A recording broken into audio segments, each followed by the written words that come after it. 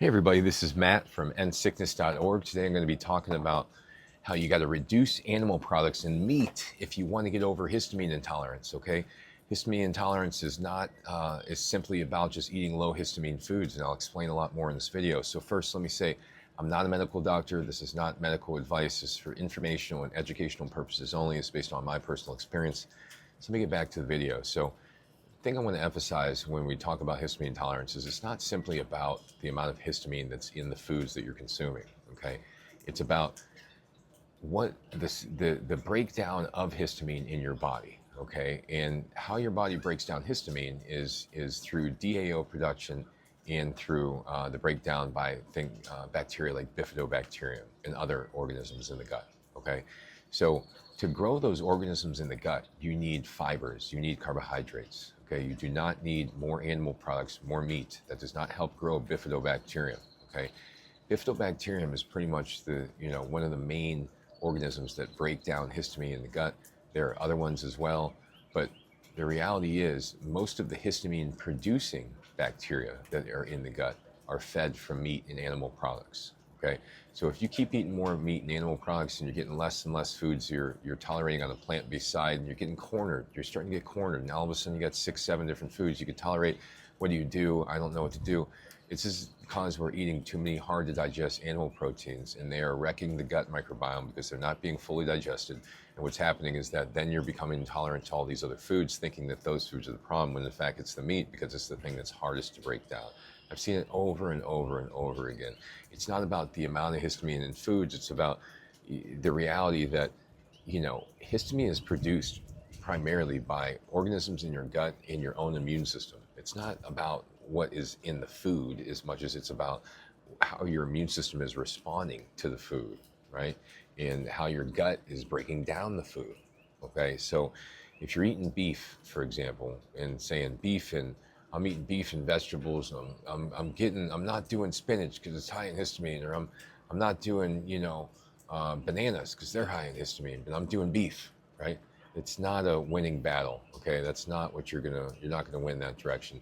What you want to do is focus more on the foods that are plant-based, like your fruits, your vegetables, your potatoes, your rice, your starch, your beans, your lentils, your things like that. Those foods are going to feed the good bacteria in your gut.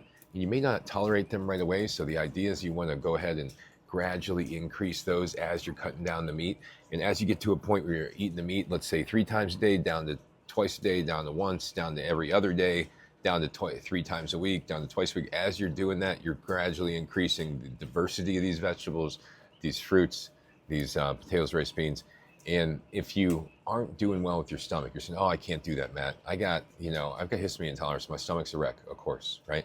Well, once again, the reason your stomach is a wreck is because you're not breaking down the foods that you're consuming well. Okay, and this goes against all the traditional stuff you see out there, and that's why I'm pointing it out and saying that they're wrong. They're wrong. Okay, meat is not good for your gut microbiome. If you have eaten mostly meat at every meal and you have histamine intolerance, think about it.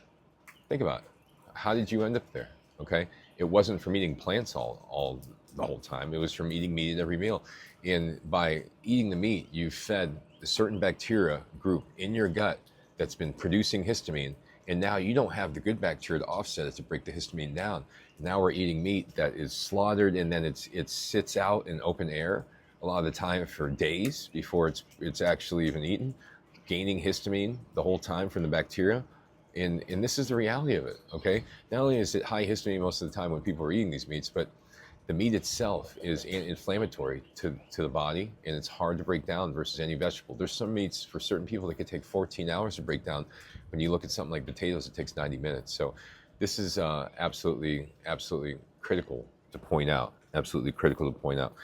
So I do want to say that reducing animal products and reducing meat is absolutely critical when you're trying to beat histamine intolerance. Other things I want to mention is that there are 2 points. All right, less is better with the number of ingredients per meal. Smaller meals, eating without spices, eating without additional flavorings, doing that, being consistent over the course of 30, 45 days. Watch yourself be able to consume, 20 different plants when you initially were able to consume 4. If you stick with this for 2, 3 months, you'll be able to do that. Okay, so you could beat histamine intolerance with the right supplements, you know, with the right help, with the deep breathing, with all that. But you got to be able to be reasonable about it too, with this meat and animal product thing, because that is feeding into the issue. I'm telling you, it's feeding into the issue. I've seen it countless times. When people have histamine intolerance, I could get them through it as long as we're not over consuming animal products, and we're not eating too much gluten or any gluten, nuts, seeds, dairy, eggs, those things, you know. But I'd even pick eggs before I'd pick meat, you know. But reality is, you know, this is based on my experiences. As I said, these are the things I've seen in myself, with my own healing, with my daughter, my clients, and I do things differently. I definitely do things differently, and that's why I feel I have a unique approach that's more effective. So, thanks for watching, everybody. I wanted to just give you an idea how animal products and meat are not your best friend when you're looking at histamine intolerance or mast cell activation symptoms. And there is a different way to approach this, and it is a long-term approach that will heal your gut, your immune system, and improve your detox pathways. Thanks for watching.